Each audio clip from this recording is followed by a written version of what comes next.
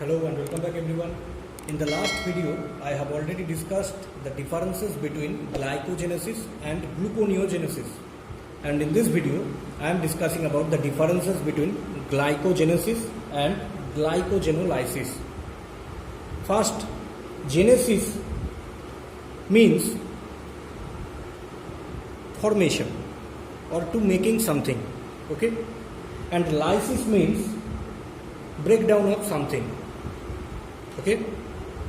So the glycogenesis is the process by which glycogen making or glycogen formation occurs, okay? Here glycogen formation occurs from glucose, okay? This is the process by which glycogen formation occurs from glucose. And glycogenolysis is the process by which breakdown of glycogen into glucose and lactic acid in some cases, okay? Here the formation of glycogen occurs and here the breakdown of glycogen occurs, okay? Next, this glycogenesis occurs mainly in liver,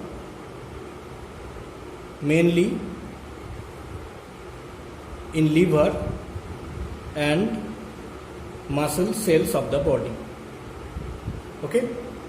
This glycogenesis occurs mainly in liver and muscle cells of the body, and this glycogenolysis occurs in liver and kidney, okay? This glycogenolysis occurs in liver and kidney and produces glucose, okay? And when this glycogenolysis occurs in muscle in anaerobic condition,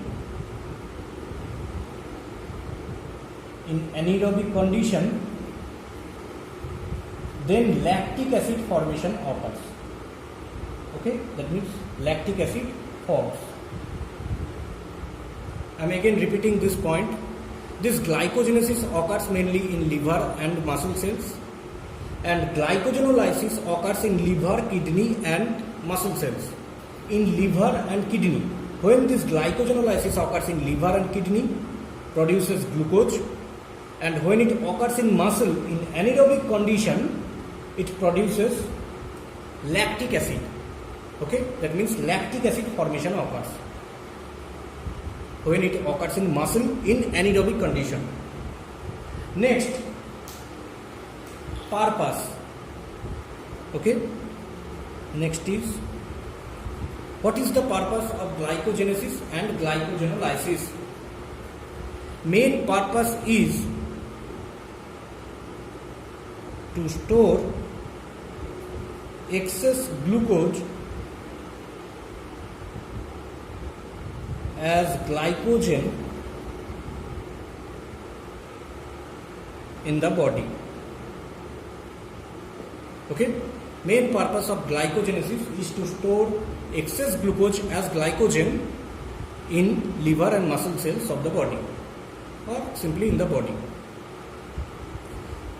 And the glycogenolysis, the main purpose of glycogenolysis is to restore the normal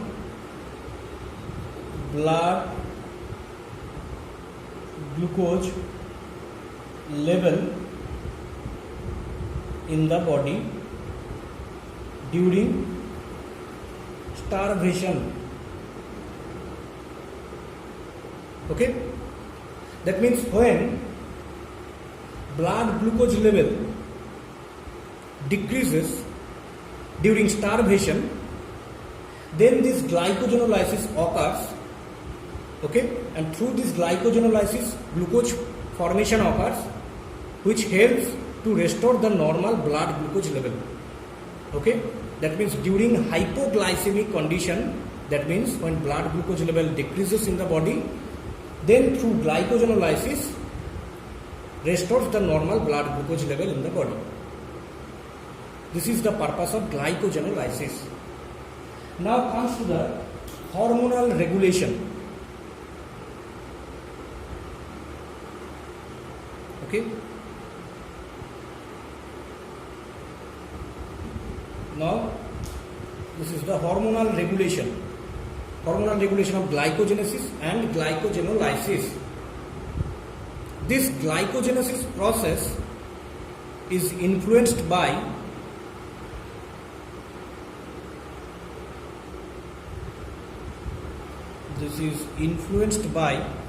insulin and prevented by glucagon hormone. Okay, this glycogenesis process is influenced by or stimulated by insulin hormone and it is prevented by glucagon hormone.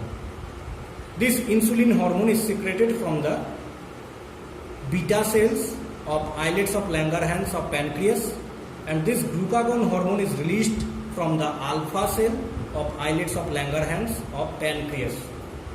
Okay, and this glycogenolysis process is stimulated by glucagon. Okay,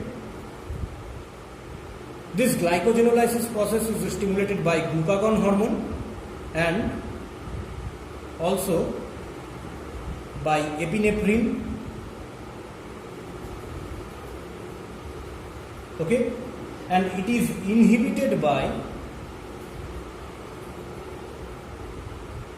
insulin hormone. Okay,